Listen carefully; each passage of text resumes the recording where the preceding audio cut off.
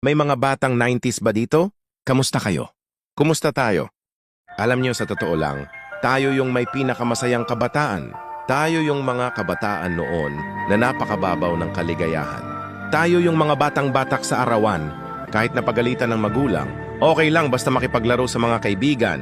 Di natin alam kung ano yung teknolohiya. Di natin alam kung ano yung cellphone. Di natin kilala si Coco Melon. Kontento na tayo sa mga laruan natin at sa kung ano yung meron tayo.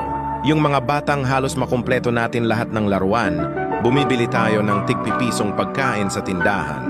Baka sakaling may laruan dun sa loob. Naalala nyo? Nung mga panahong naghahanap pa tayo ng gagamba kung saan-saan, naghahanap tayo ng mga sanga ng puno para makipaglaro ng baril-barilan. Kukuha tayo ng gulong sa tabi-tabi, tapos pagugulungin lang natin kung saan-saan.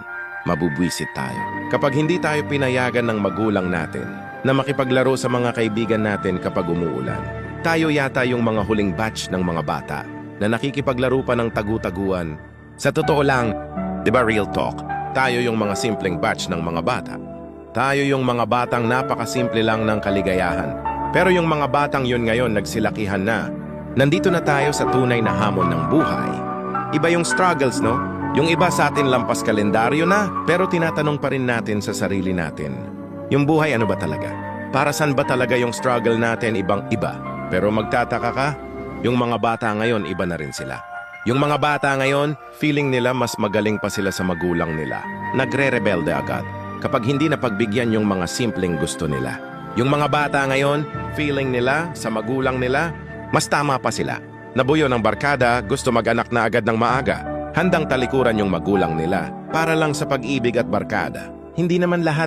Oo, pero marami sila, di ba? Pero pag hindi na kaya babalik sa bahay nila, gagawa ng isang bagay na hindi tama, na hindi man lang iniisip kung anong mararamdaman ng magulang nila.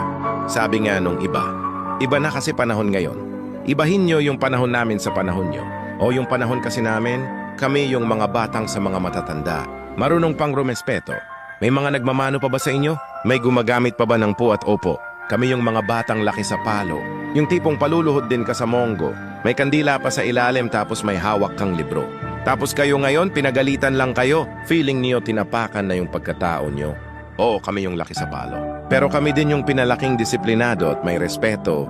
Kami yung mga batang marunong makontento, hindi yung mga bata ngayon na pag hindi napagbigyan sa gusto, sa mga magulang nyo sasama ang loob nyo. Sasama loob nyo kasi hindi kayo napagbigyan ng mga bagay na ipangyayabang nyo sa kaibigan nyo para makipagsabayan kayo sa mga kaibigan nyo na balang araw iiwan din kayo tapos saan ang balik nyo? Sa magulang.